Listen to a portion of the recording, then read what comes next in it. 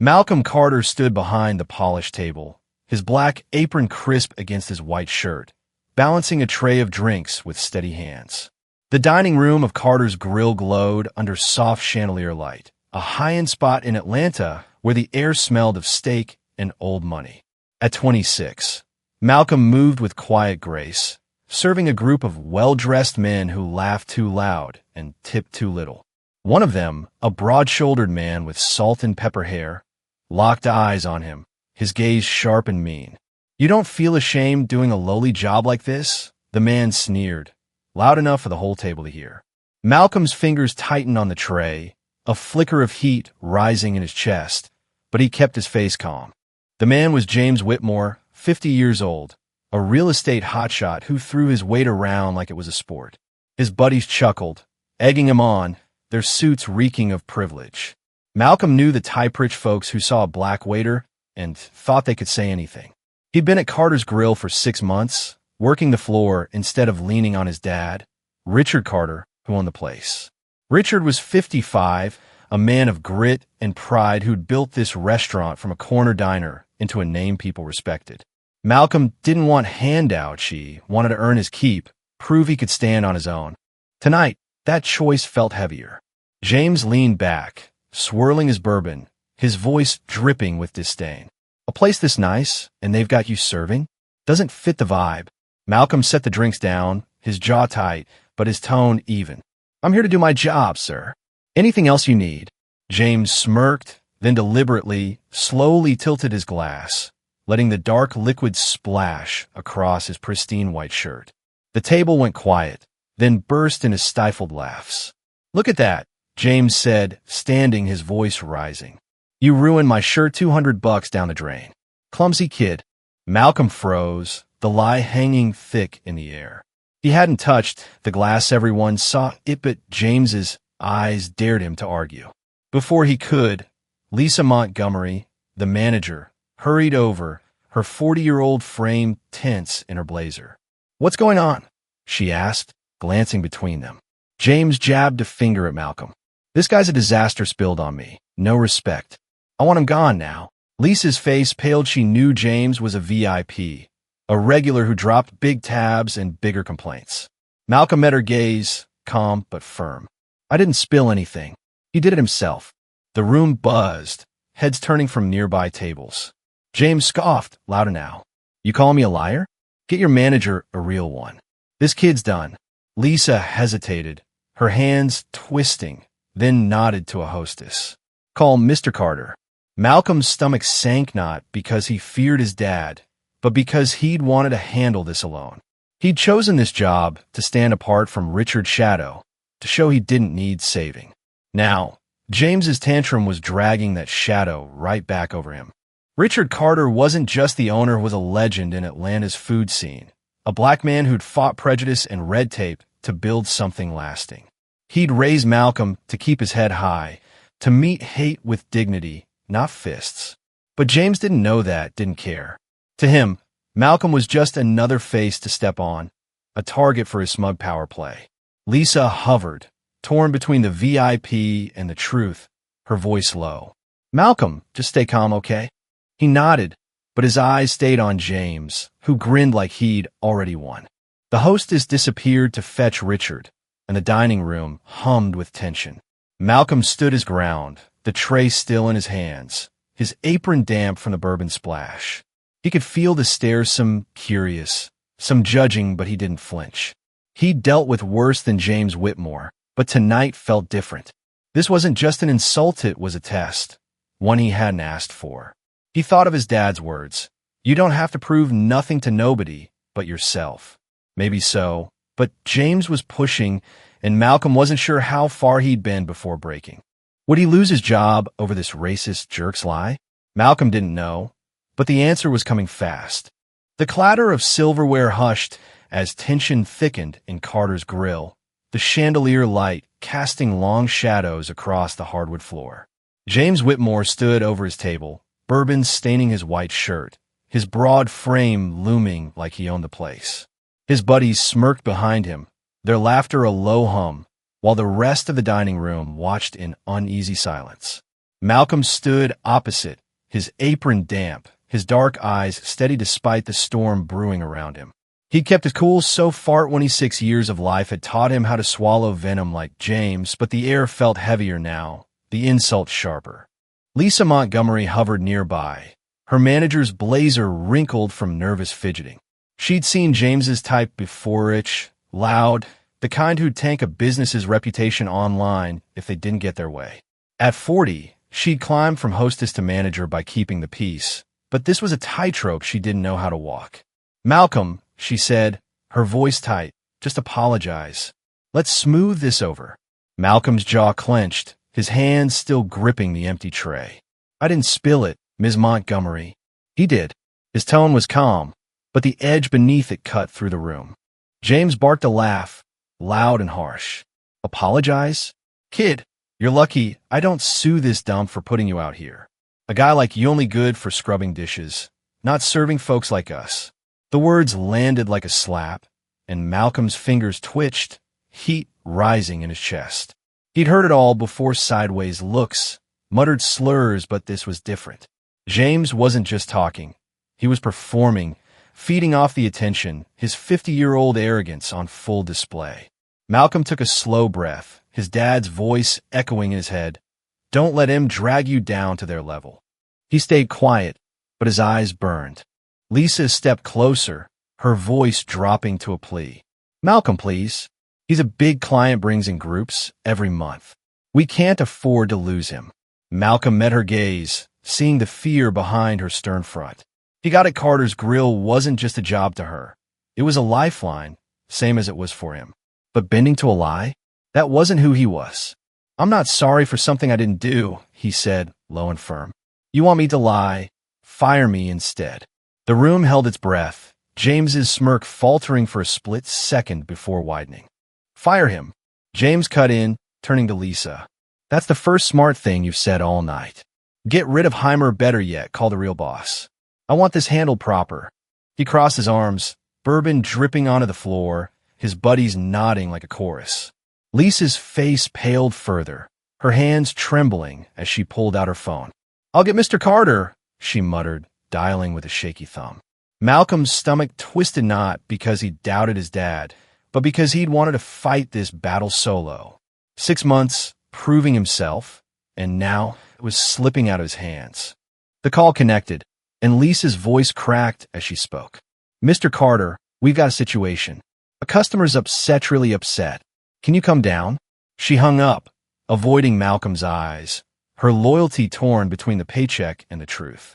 James sat back down, smug as ever. "Good. Let's see what the big man says when he hears how you've embarrassed me. But he'll toss you out faster than I can sign a check." His buddies laughed again, the sound grating against Malcolm's nerves. He didn't flinch, didn't speak, just stood there, the tray a shield, his silence louder than their noise. Minutes dragged like hours, the dining room a pressure cooker. Other tables whispered, some glaring at James, others at Malcolm, a few just soaking in the drama. Malcolm felt every stare, every judgment, but he kept his head up.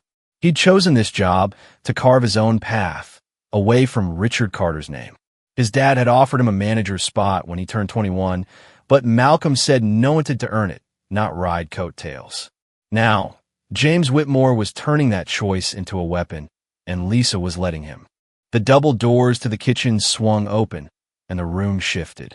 Richard Carter stepped in, his 55-year-old frame tall and solid in a pressed suit, his dark skin catching the light. His presence hit like a quiet thunderclap. Customers straightened, staff froze. James stood again, smoothing his stained shirt, his grin widening. "Finally, someone with sense," he said, striding forward. "Your boy here's a disgrace spilled on me, then lied about it. I'd say fire him, but I'll let you decide how to fix this mess." He extended a hand, expecting a handshake, a deal. Malcolm watched, his heart pounding, but his face still. He'd faced down worse than James' kids at school, cops on the street, but this was his turf, his fight. Lisa shuffled behind Richard, her voice small. "He's a good worker, sir, but Mr. Whitmore's a regular." She trailed off, caught between fear and guilt. Richard didn't look at her, didn't take James's hand. His eyes locked on Malcolm, searching, then softened just for a second. Malcolm knew that look, pride, mixed with something fiercer. James kept talking, oblivious. A guy like him doesn't belong out front, not in a place this classy. You get that, right, Carter? The room hung on the edge, waiting for Richard's move. Malcolm's hands tightened on the tray, his pulse racing. He'd wanted to handle this alone, prove he could take the heat without running to Dad. But James had pushed too far, and now the storm was here. Hey, if you've ever been looked down on just for being you, I'd love to hear about it in the comments. Malcolm imagined saying, feeling the weight of every eye in the room. Stick around, this is getting real. He steadied himself, the bourbon's sharp tang still in the air. What would his dad do with this smug jerk standing there? Malcolm didn't know, but was about to go down. A hush fell over Carter's grill like a curtain dropping mid-scene. The clink of glasses and murmur of voices swallowed by the weight of Richard Carter's arrival. The chandelier light caught the edges of his suit, turning him into a figure larger than the room Itzel fan Atlanta legend stepping into a storm he hadn't started. James Whitmore straightened, his bourbon-stained shirt forgotten, his 50-year-old swagger back in full force as he faced the owner. He thought he'd won, thought Richard's presence meant a quick nod to his demands. The dining room held its breath, every eye pinned on the showdown unfolding at the center table. Richard's gaze swept the scene, Lisa Montgomery shrinking behind him, her manager's blazer a shield she couldn't hide under, James's buddies smirking from their seats, and Malcolm, standing tall with that empty tray, his 26-year-old frame steady despite the chaos. James thrust out a hand again, his voice loud and sure. "Glad you're here, Carter. Your waiter's a problem spilled on me," then had the nerve to lie. "I'd say fire him, but I'll let you sort it. Place like this deserves better." His grin was all teeth, a predator sizing up an ally. But Richard didn't shake the hand. He stepped past James, slow and deliberate, until he stood beside Malcolm. The room tilted, confusion rippling through the crowd. Richard's broad hand landed on Malcolm's shoulder, firm and warm, and then he pulled his son into a hug, brief, fierce, the kind that said more than words ever could. Malcolm stiffened for a heartbeat, then relaxed, the tray slipping slightly in his grip. Richard pulled back, his deep voice cutting through the silence. "This is my boy," he said, turning to face the room, his eyes locking on James. "And he's twice the man you'll ever be." The air snapped. James's smirk vanished, his hand dropping like it had been burned. "Your boy," he stammered, the words tripping over themselves. Lisa's jaw fell, her phone clattering onto the table as she whispered, "He's your son?" The dining room buzzed, whispers exploding into gasps. James's buddies shifted, their laughter dying fast. Malcolm stood still, his heart pounding not from shame, but from the raw pride in his dad's voice. He wanted to fight this alone, prove he didn't need Richard's name to back him up. Now, that name was a spotlight, and he wasn't sure how to stand in it. That was to break the truth crashing down like a hammer on glass. James Whitmore, the big-shot real estate king who threw money around like confetti, had picked the wrong target. He'd seen Malcolm as a nobody, a black waiter to trample for sport, never guessing he was the son of the man who'd built this place from nothing. Richard's 55 years of hustle-fighting banks, skeptics, and worse shown in that moment, a legacy Malcolm had tried to step out from under. But James had forced it back, and Richard wasn't letting it slide. James scrambled, his face flushing red. I wasn't," he stopped, catching the steel in Richard's stare. "Doesn't change what he did," he tried, pointing at the stained shirt. "Spilled on me, disrespected me." Richard didn't blink. "I saw what happened," he said, his voice low and dangerous. "You poured that drink yourself, then blamed my son. You think I'm blind?"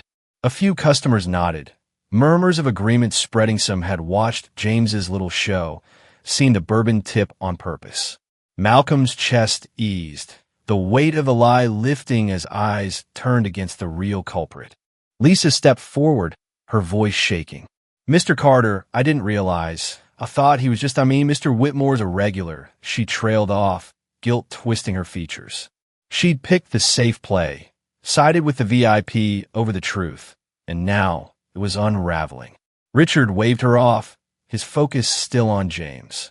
"You've got 5 seconds to explain why you're still standing in my house, talking down to my family," he said, each word a brick. James blinked, his arrogance crumbling, but he doubled down, too deep to back out. "I'm a customer, pay good money here. You can't just—" Richard cut him off, his voice rising now, a rare crack in his calm. "I don't need your money, and I damn sure don't need your kind. You don't get to come in here, insult my son, and think you walk away clean." The room cheered quiet at first, then louder, a handful of tables clapping, some standing. Malcolm's throat tightened, a mix of relief and something deeper washing over him. He'd faced James with dignity, kept his cool when every fiber wanted to snap. Now his dad was finishing it, not with fists but with the weight of who they were. James's buddies shrank in their seats, their bravado gone. Lisa wrung her hands, stepping back as Richard turned to Malcolm. "You okay, son?" he asked, softer now, just for him. Malcolm nodded, his voice steady. "Yeah, Dad. I had it till he pushed too far." Richard's eyes crinkled, a faint smile breaking through. "You did good. Always do." Malcolm felt it, then a pride he'd been chasing, not from proving himself to James or Lisa, but from standing tall in his own skin. The dining room settled, the tide fully turned. James stood alone, his power play a busted flush. Richard faced him again, his tone ice cold.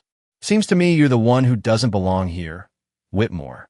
The words hung heavy, a challenge and a verdict. Malcolm set the tray down, his hands steady now, the bourbon sting just a memory. He'd come to work tonight to serve tables, not to fight, but James had made it a fight, and now the real battle was starting. What would Richard do to a man who'd crossed that line? Malcolm didn't know, but James was about to find out. The dining room at Carter's Grill pulsed with a raw, electric edge, the kind that follows a punch nobody saw coming. Richard Carter's words, "You're the one who doesn't belong here," still hung in the air, sharp and final, as James Whitmore stood frozen under the chandelier's glow. His 50-year-old frame, once puffed with arrogance, seemed to shrink, his bourbon-stained shirt a glaring badge of his own making. The Atlanta night pressed against the windows, a silent witness to the unraveling of a man who'd thought money could buy him anything: respect, power, even the right to degrade whoever he pleased. James's mouth opened, then closed, his ruddy face flushing deeper as he scrambled for footing. "Now hold on, Carter," he said, his voice pitching up, a crack in his usual swagger. "I didn't mean any harm, just stating facts. Your boy doesn't fit out here, serving folks like me. You can't blame a man for saying what he sees." He forced a laugh, glancing at his buddies for backup, but they stayed silent, eyes darting to the floor. The room wasn't his anymore. Richard's presence had flipped it, and the scattered applause from other tables only drove the nail deeper. Richard didn't budge, his 55-year-old frame a wall of quiet fury. "Facts," he echoed, stepping closer, his voice low but cutting. "Here's a fact. You walked into my house, insulted my son, and tried to play king. You don't get to decide who fits here, I do." He nodded toward Malcolm, who stood a few feet back, his apron still damp, his 26-year-old eyes steady on the scene. James's gaze flicked to him, then away, like he couldn't bear the weight of being seen, really seen by the man he tried to break. Lisa Montgomery edged forward, her manager's blazer wrinkled from nervous twists. "Mr. Carter, maybe we can just talk this out," she stammered, her 40-year-old instincts screaming to smooth things over. "Mr. Whitmore's a good customer, brings in business." Her voice faltered under Richard's stare, a look that said she'd picked the wrong side too long. She'd watched James pour that bourbon herself, seen the lie unfold, but fear of losing a VIP had choked her judgment. Now, with the room turning, she was drowning in it. James seized the lifeline, his tone shifting to oily charm. "Exactly business, Carter. I spend thousands here, bring clients, keep your lights on. You don't toss that over some waiter's feelings." He straightened, regaining a sliver of his old strut. "I'll let slide say we're even. But he's got to go. Doesn't belong in a place this classy, blood or not." The jab landed, a last-ditch swing to claw back control, and a few of his buddies nodded, emboldened by the money talk. Malcolm's hands flexed at his sides, the tray long discarded, his calm stretched thin but holding. That was the crisis. James doubling down, betting his wallet could still trump the truth. The room teetered, some customers frowning, others whispering about customers always right. Richard's jaw tightened, his eyes narrowing to slits. He'd built Carter's Grill on more than money, sweat, pride, a promise to never bow to men like James Whitmore. He'd raised Malcolm to stand tall, not to grovel, and this smug fool had just spat on both. "You think your cash buys you a free pass?" Richard said, his voice rising now, a rare thunder breaking through. "You don't own me, and you damn sure don't own my son." He snapped his fingers, and two burly security Gysex linebackers who doubled as bouncers stepped from the shadows near the bar. "Escort Mr. Whitmore and his friends out," Richard ordered, his tone flat but final. "They're done here." The guards moved fast, one grabbing James's arm, the other hurting his crew.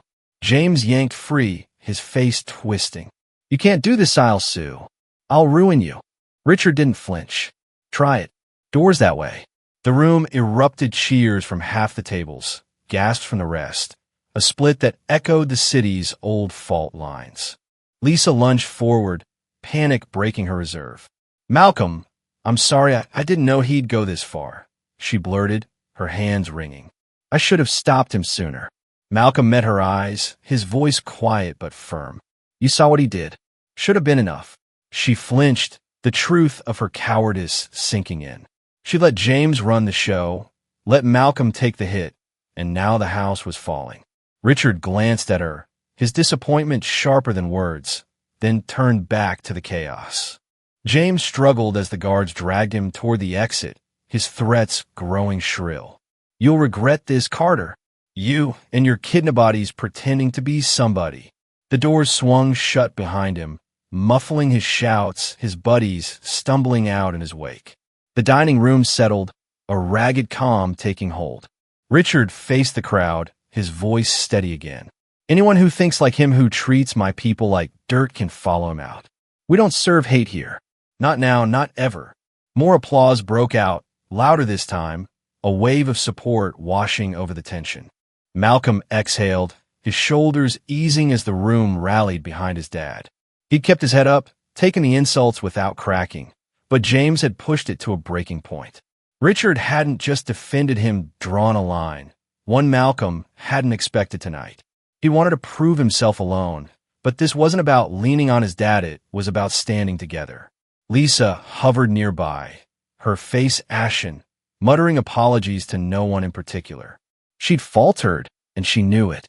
Richard turned to Malcolm, his voice softening. "You didn't need me to step in, did you?" Malcolm shook his head, a faint smile tugging at his lips. "I was handling it till he got loud." "Thanks, Dad." Richard clapped his shoulder again, pride flashing in his eyes. The storm had peaked, James was gone, but the fallout wasn't over, not for the house, not for Lisa, not for the whispers already spreading beyond these walls. Malcolm felt Ida's shift, a weight lifting, but a new one settling in its place. How far would this ripple go after James's exit? Malcolm didn't know, but the night wasn't done teaching its lessons. The double doors of Carter's Grill swung shut with a heavy thud, sealing James Whitmore's exit into the Atlanta night like a period on a long, ugly sentence. Inside, the dining room hummed with a new energy, relief, defiance, a quiet roar of approval from tables that had watched the drama unfold. The chandelier light flickered over empty plates and half-full glasses, the air still thick with the scent of bourbon and tension. Richard Carter stood at the center, his 55-year-old frame a pillar of calm after the storm, his dark eyes scanning the crowd that had rallied behind him and his son. A few customers stood, clapping slow at first, then steady, a wave of hands and nods spreading through the room. About time someone told him off, a woman in a red dress called, her husband raising a glass. Others joined in, their voices a chorus of support that drowned out the last echoes of James's threats. Richard raised a hand, quieting them, his voice deep and sure. "This place is for everyone who walks in with respect," he said. No exceptions. Y'all enjoy your night weary done with the nonsense. The applause flared again, a seal on the line he'd drawn. Malcolm stepped forward, his apron untied now, hanging loose at his waist. At 26, he'd faced down worse than James Whitmore Street corners. Cold stares, but tonight had been a fire he hadn't lit. He'd kept his cool, held his ground, and his dad had turned it into something bigger. Richard turned to him, his stern face softening. You didn't need me to finish that, did you, son? Malcolm smiled, small but real. I was getting there, Dad, but you made it stick. Richard's laugh was low, warm, a sound that cut through the last of the night's weight. You always do. I just sped it up. That was the peak father and son, side by side, the room theirs. Richard's eyes shifted to Lisa Montgomery, who lingered near the bar, her 40-year-old frame slumped with regret. She'd faltered, picked James's wallet over Malcolm's truth, and the cost was written on her face. Lisa, Richard said, his tone firm but not cruel. You're better than what you showed tonight. She nodded, her voice breaking. I'm so sorry. Malcolm, I should have backed you. I panicked. Malcolm met her gaze, steady as ever. You saw it happen. Next time, say it. She swallowed hard, a promise settling in her nod. The confrontation was over, but the ripples were just starting. Richard called the staff together, waiters, cooks, Bussershe's voice carrying over the chatter. Anyone comes in here acting like that again, you tell them where the door is. I don't care who they are or what they spend. We don't bend for hate not in my house. The team nodded, a quiet resolve taking root. Lisa stepped up, her hand still shaky, but her chin lifting. I'll set up training, make sure we're ready. It won't happen again. Richard gave her a curt nod, a second chance she'd have to earn. Malcolm slipped off his apron, folding it over his arm, the night's weight easing with each breath. He'd come here 6 months ago to prove himself, bussing tables, serving plates, taking the heat without leaning on his dad's name. James had tried to strip that away, turn him into a punching bag for his smug games. But Malcolm hadn't broken, and Richard had made sure the lesson stuck not just for James, but for everyone watching. A couple at a nearby table waved him over, the man slipping him a 20. You handled that like a champ, kid, he said. Malcolm took it, nodding. Appreciate it. By morning, the story spread first through whispers, then online.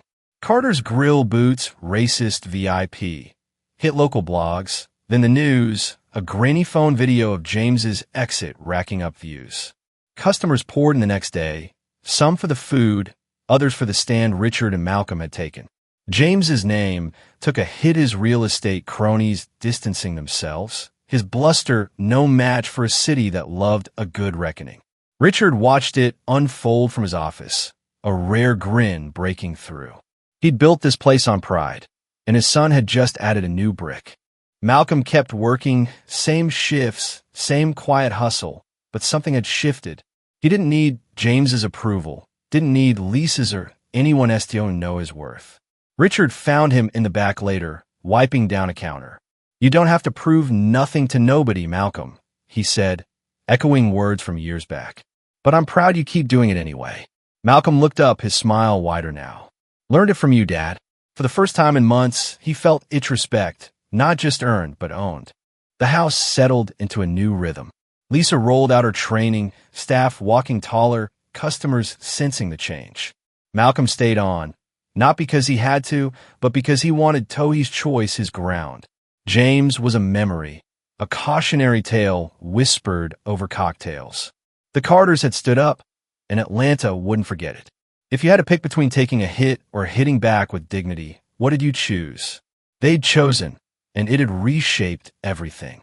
Thanks for sticking with us through this one. Malcolm imagined saying, picturing faces out there listening. Means a lot you're here. Ever faced down unfairness like that? Drop your story in the comments side. Love to hear it. If this hit you, hit that like button and subscribe for more. Next one's going to shake you up. Click over and check it out. See you soon. He wiped his hands, the counter gleaming, the night's lessons etched deep. The fight was done, but the echoes carried on.